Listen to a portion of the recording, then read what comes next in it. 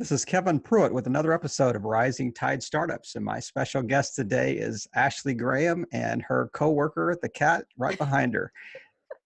Yeah, Ashley, that's welcome to actually the Rising Tide. dog.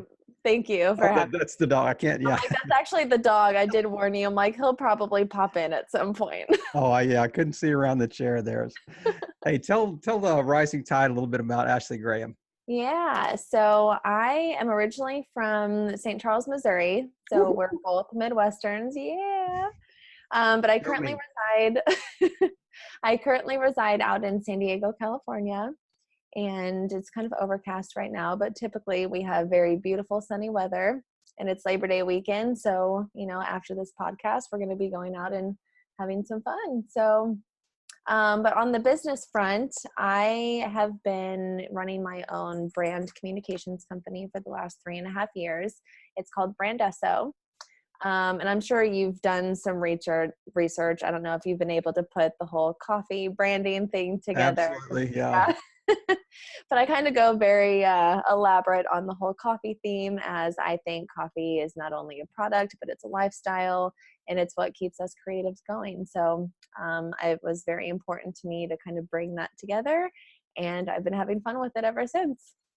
Well, I'm glad that you clarified, because as I was looking at it initially, I thought, is it Brandesso or Brandiso? And then I thought, no, of course it's Brandesso because of Yep. the connection. But I raised my cup to you as as middle of the interview, and now I'm going to get out of the way and let you share your story. But tell us a little bit about Brandesso and what the focus is.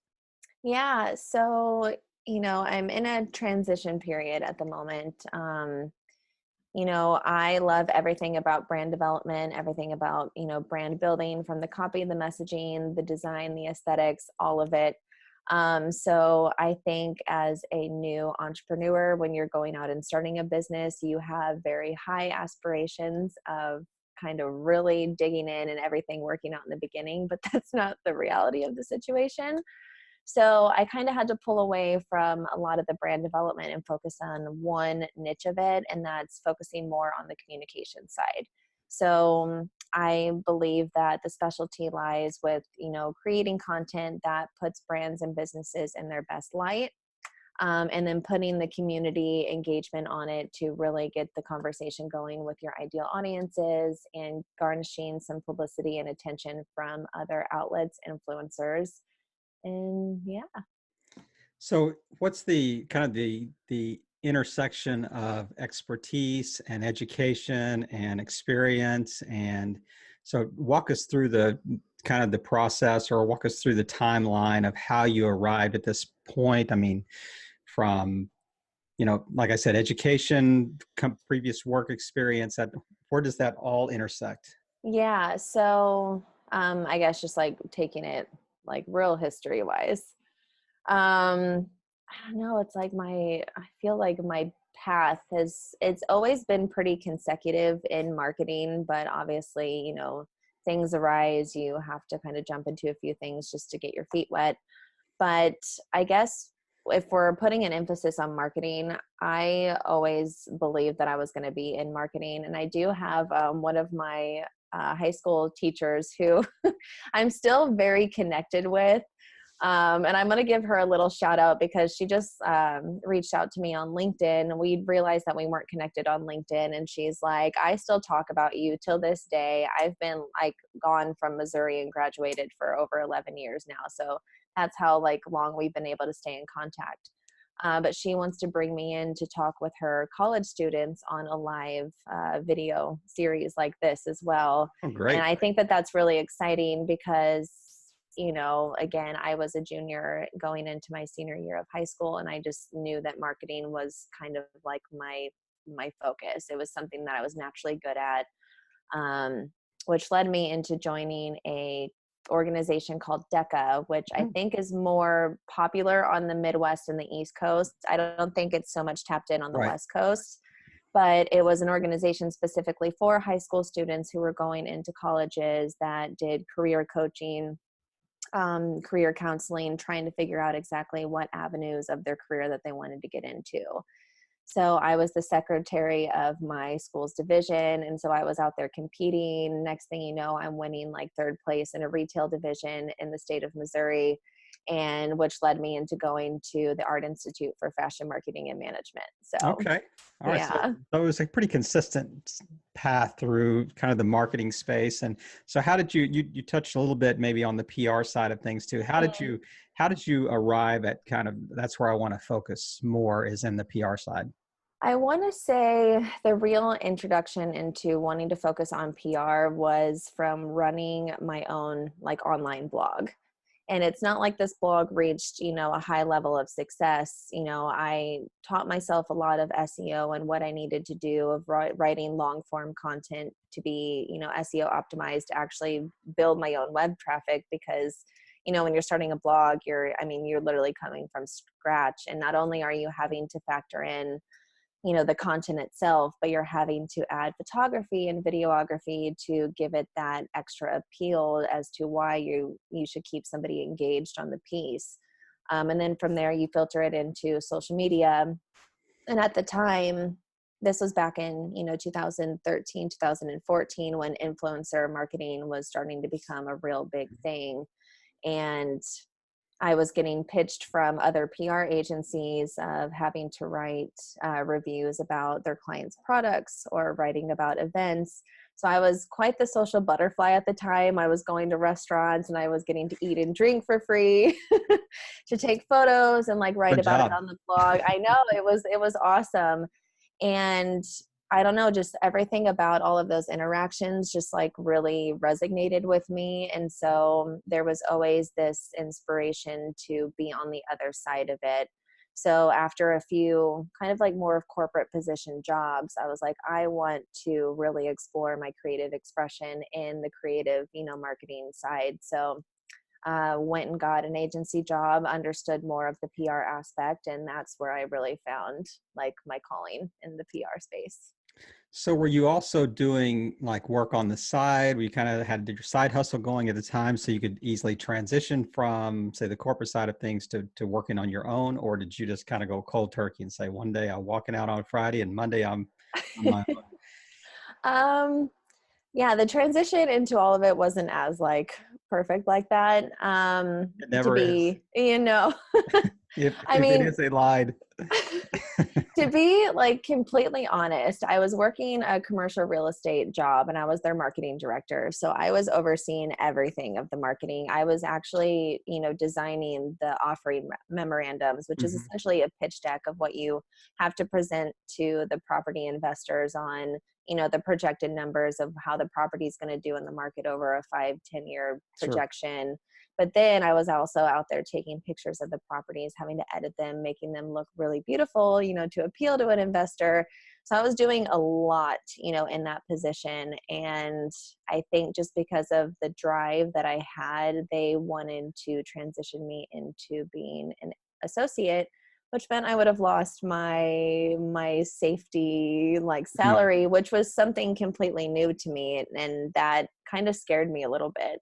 So I literally went through this whole like brain dumping session of like, okay, so if I'm transitioning into this role, what is something that I can do to have some, some steady income or, some money coming in. Sure. And that's essentially why I thought of Brandesso in the first place. Was I was like, okay, what can I do from a freelancing perspective on the side to, make some extra money?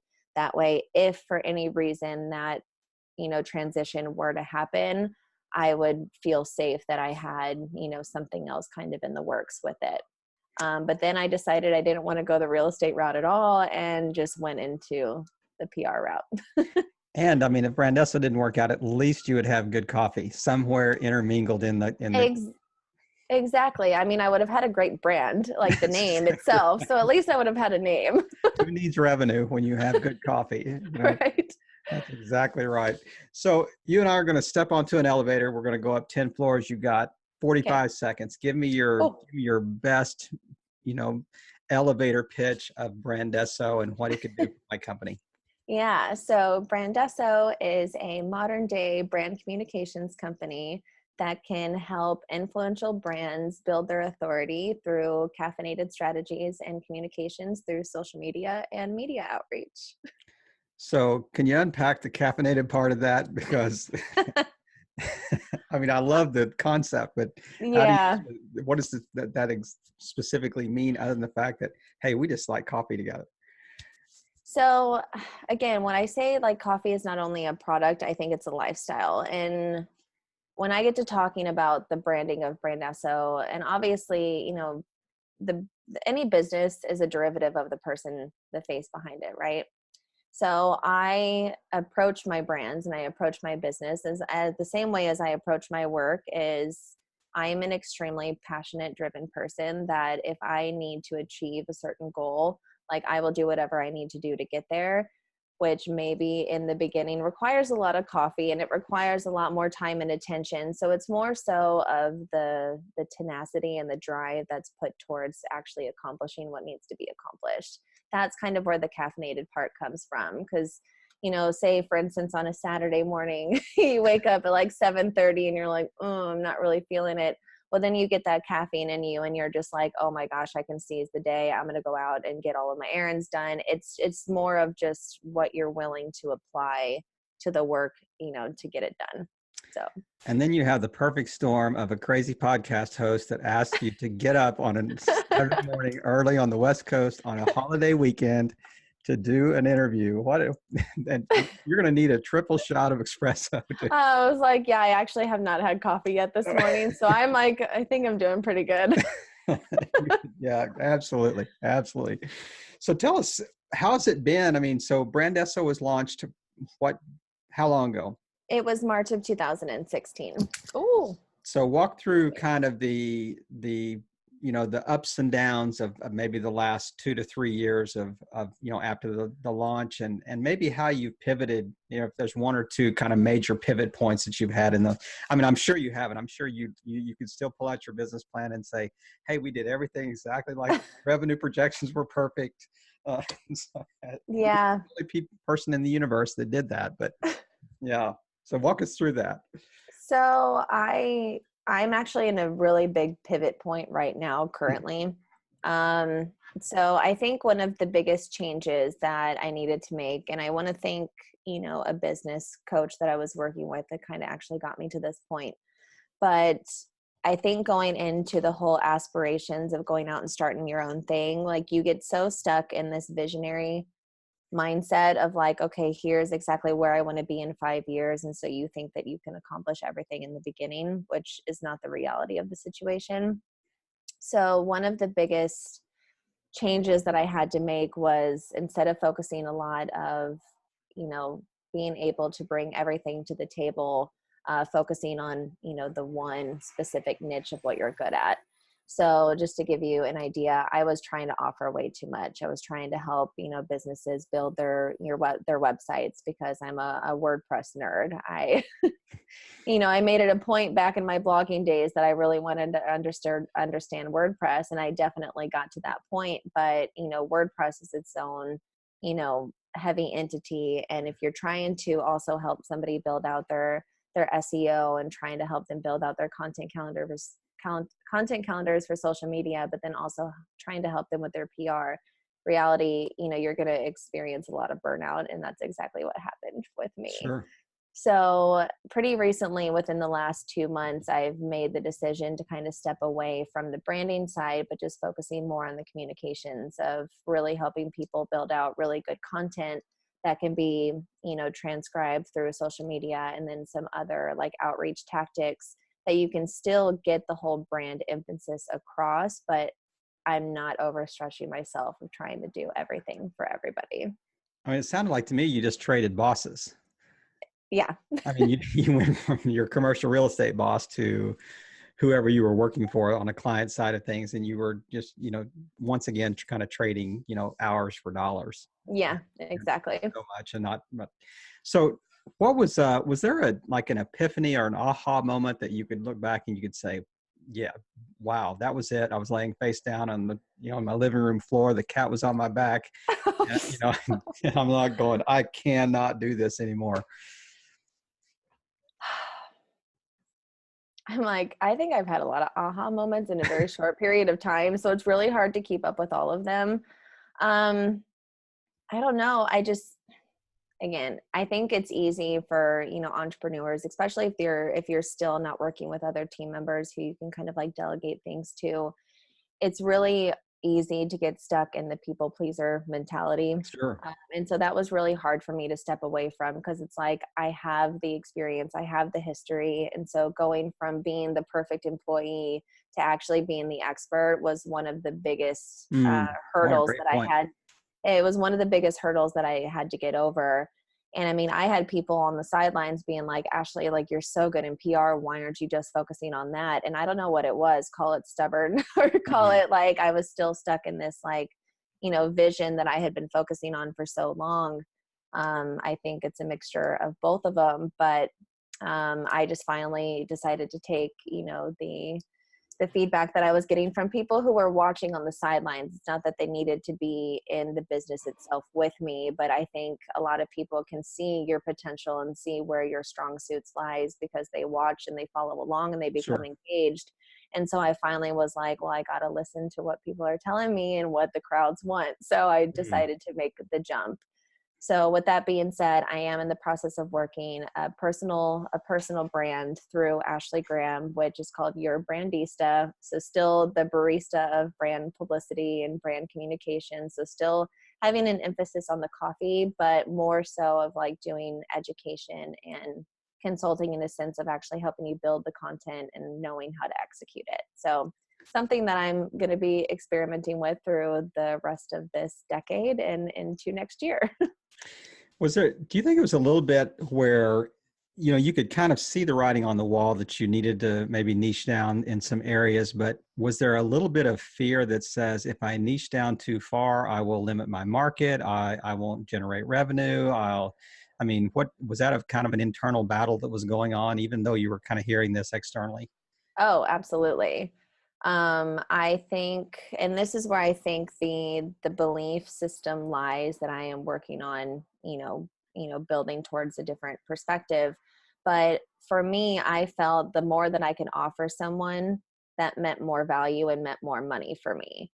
Which Yeah, it's like, it's not necessarily, offering more, it's focusing on one thing and understanding the true value of that and following that one path. So I want to say that that was a belief system and a belief pattern that took a bit to kind of nurture and all, sure. obviously like leave to the sidelines.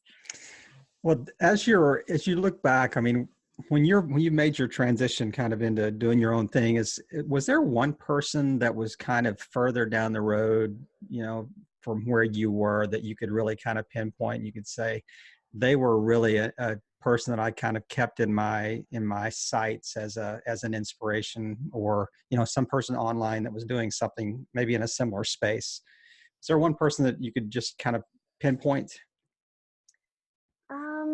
Nobody that I can specifically pinpoint at this moment. I think that there were a few different people that maybe I would like keep my eye on them a Hmm. few, like every now and then, but I'm the kind of person, or call it like shiny objects or like squirrel moments, but it's like if I pay attention way too much of what's going on outside of my business, I think we just have a tendency to either like get into comparison mode and start comparing to be like, okay, well, here's me against this person. We're doing the exact same thing.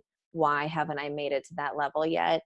So, and I look at everything from a psychology perspective, that I'm just like, I don't want to compare, because I am still very passionate and very in love with the work that I do and where I want to take it, that I try to just, put my blinders on and like Right. really hone in on what I need to do, because ultimately we know the next steps that we need to take. So I don't want to kind of beat the dead horse here, but I think this is such an important point that you just made about, the idea of, not falling into the comparison trap. You can fall in, then your imposter syndrome sets in, and all these things, the battle of the mind, and that's going on. But is there something to be said about looking at people in your sphere, or in your area, that or area of you know your specific industry, that you could say, I could take pieces from how they do their website, or the content that they provide, or the way they brand themselves, or the way they or how their lead magnets are, their, their funnels into their offers or whatever. I mean, they're just little pieces that you can pick up without falling into the comparison trap. Yeah, absolutely. I don't know. Do you want like an example of maybe where I've been able to garnish some inspiration from others This in is the your show. industry? Absolutely. Yeah. I think, you know, putting an emphasis on the content, I've definitely been experimenting, like really getting creative and just like not, I think, and this is one of like the downfalls I think about, because so much noise that there is on social media, like you just feel like a sense of urgency of like, oh my gosh, I have to be posting, I have to be constantly promoting myself and all of these other factors. And in the reality of the situation, it's not so much about the quantity, it's about the quality. And so, you know, and the new launch, and while I'm like working on the new branding and things like that, I've actually kind of stepped away from the urgency, really looked at some of the inspiration that I found either through other, you know, agencies that I've always respected here in San Diego, and looked at how, you know, their branding, how they're putting out their images, and how they're actually really putting out not just content to put out content, but it's more quality. And so, yeah. No, I think that's great. I think that you've achieved a good balance of being able to, kind of pick and choose and just gather things from different people without falling into that trap of saying, well, I'm not as good as them. I'm not the same place they are. I'm not, I can't do that because they have all these followers, or they have all this experience, or the time that they've had, put in, or they have a large team doing these things for them type thing. So Yeah.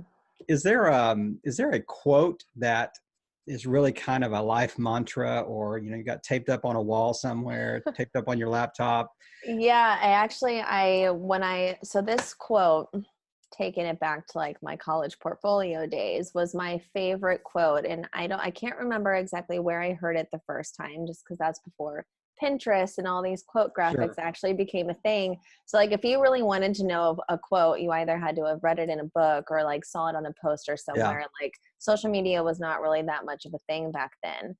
But it was a quote, um, it was the quote from Eleanor Roosevelt: "The future belongs to those who believe in the beauty of their dreams." Hmm. I believe that was Eleanor Roosevelt. Have you, little side note here, have you seen kind of the media storm around Jay Shetty? You know what, I have, and I didn't really I know think that maybe it Jay was. Shetty said that first, and then, no, I'm kidding. Yeah. No. The poor guy has been just lambasted across the world for stealing all of his content, but yeah, and all these quotes that he uses, and then people like will screenshot, people that said that 20 years earlier, and there's no attribution or anything. So yeah, it's poor guy. If he's guilty, great, nailing to the wall. If he's not, then he's taken a lot of unnecessary abuse. But yeah, as Yeah. you said that, I was thinking, was it Eleanor Roosevelt or Jay Shetty?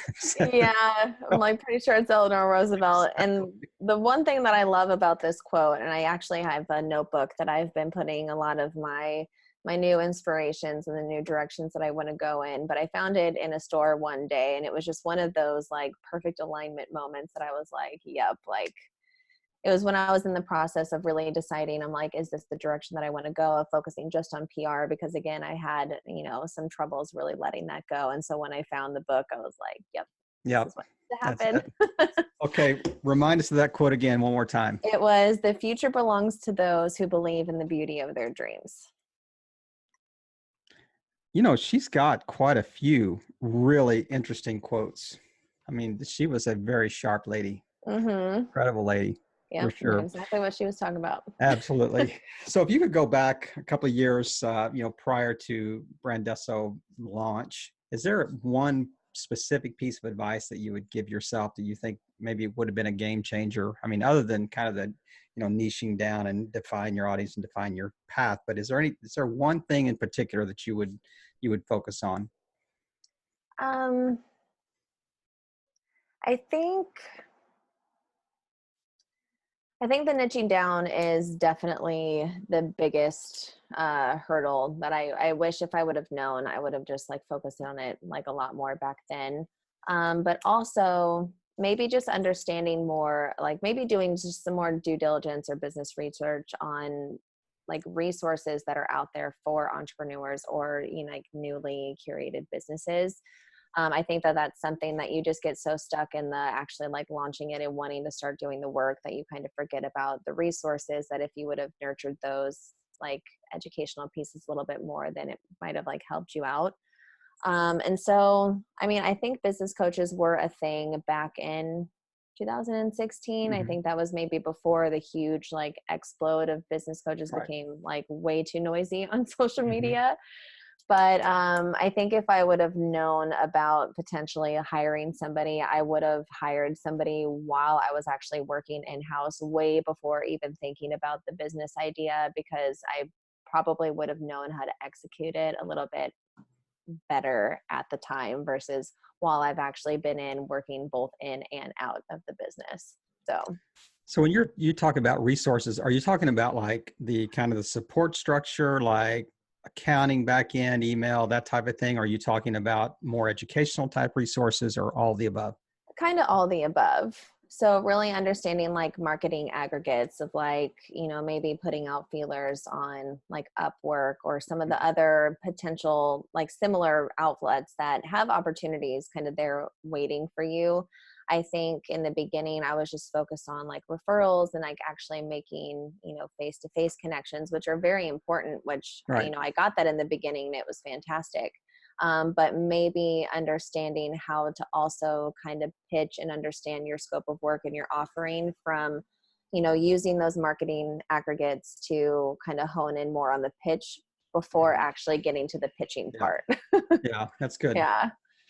That's good. Well, as we kind of transition right now, this is maybe my favorite part of the whole interview, other than hearing your backstory, is what we like to call the rising tide microcore segment of our chat. And this is where I kind of step out of the way and you're the professor. This is you have the microphone and you frame this however you want to frame it. But we're just trying to build a library of just quality kind of micro content for people that are, you know, further behind on the pathway than you are, that you can kind of speak to your area of expertise. So Ashley, you have the mic.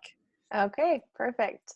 Well, I am all about thinking about one, like what can you do to ensure that your brand message and your brand voice comes through with every piece of content that you're putting out there. So, in a workshop or a workbook that I actually created, the first step that I think anybody can use to apply some certain tactics to help you find your brand voice is coming up with, you know, a number of descriptive words that represents your brand and how you want it to come across to your audiences. So giving Brandesso and your Brandista as and using them as an example, I put an emphasis on using energized, caffeinated, you know, coffee lingos. We even threw in some like marketing drip to go into the cold brew, the whole, you know, obviously using the way that you brew coffee in actually like physical form. It kind of applies to the marketing engine and the marketing funnels of how you need to drip from one entity into like all these five external factors. So I just think if you can do anything right now is think about like 5 to 10 descriptive words that every single time that you put a piece of content out there, it makes sense as to why it's relevant to your brand. From there, I'm all about finding your brand roasts. So what type of roasts appeal to your brand and your business?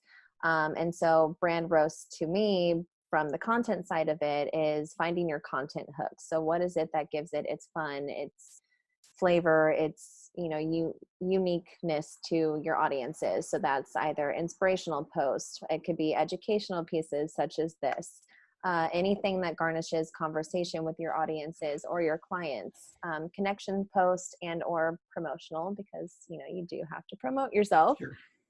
And then from there, just actually like creating it. I think sometimes, again, we get so stuck into everything being perfect, which sometimes all it takes is just, you know, putting some feelers out there and actually starting it.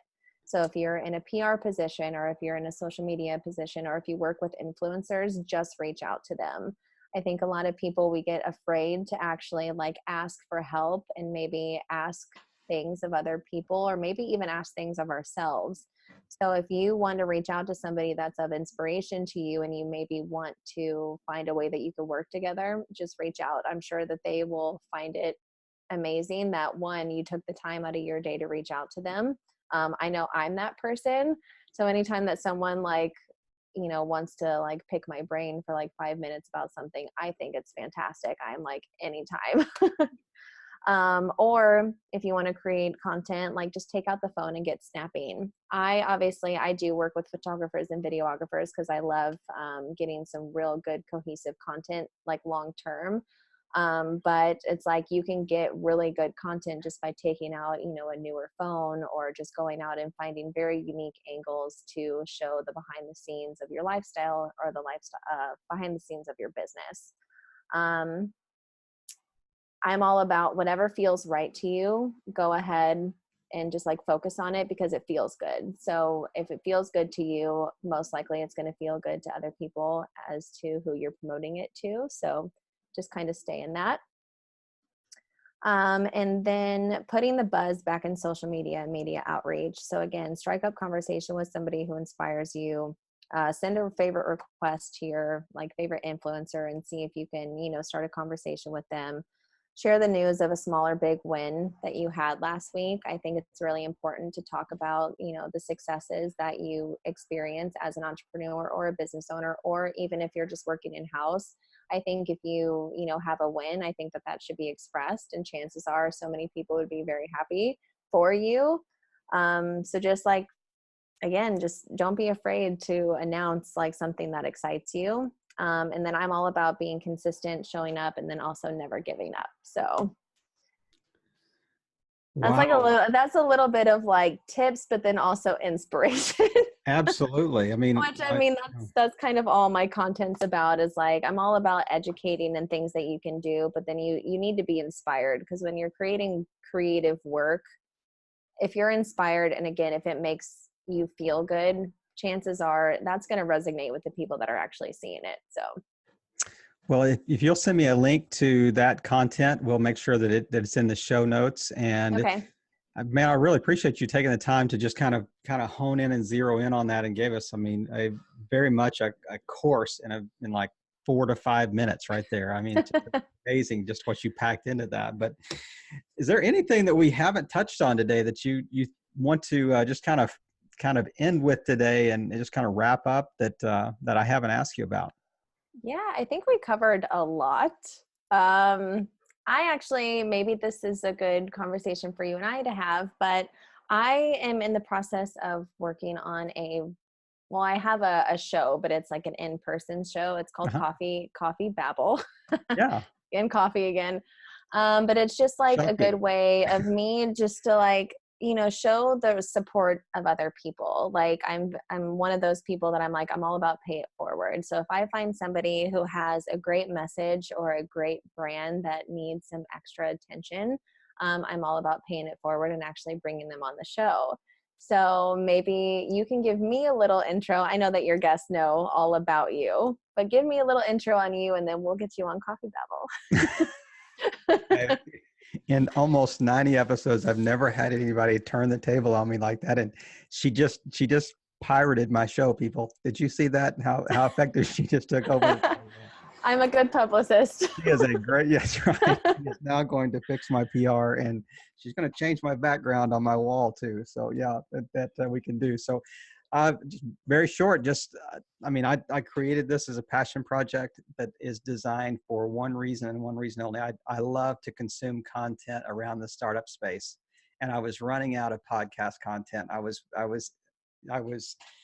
listening to them so much, driving back and forth to kind of my day job, that I really was running out of stuff to listen to. And I thought, I can do this. I love chatting with people, and I want to just really provide a kind of a community that is designed to take people that are primarily in early stages of their startup, and how can we build community around that and just really help all boats rise in a rising tide. And that's exactly what the purpose of this is. So this is pre-monetized. So But I do have another thing that we can talk offline that is about to be launched that I'd love to explore more with you. But yeah, that's kind of the whole idea behind Rising Tide, and I reached out to you on Facebook and because I thought it'd be just a good fit, and I appreciate you coming on the show today and just providing value. And the micro course is going to be its own kind of separate entity in our library, and I know that Okay. people are going to look at that. And you're, like I said, you're free to use this content however you choose to use it as well. You can repurpose it if you choose. But Ashley, thank you again for just playing your part and just helping all boats rise in a rising tide. Appreciate you having been on the show. Thank you very much. I'm very grateful for this.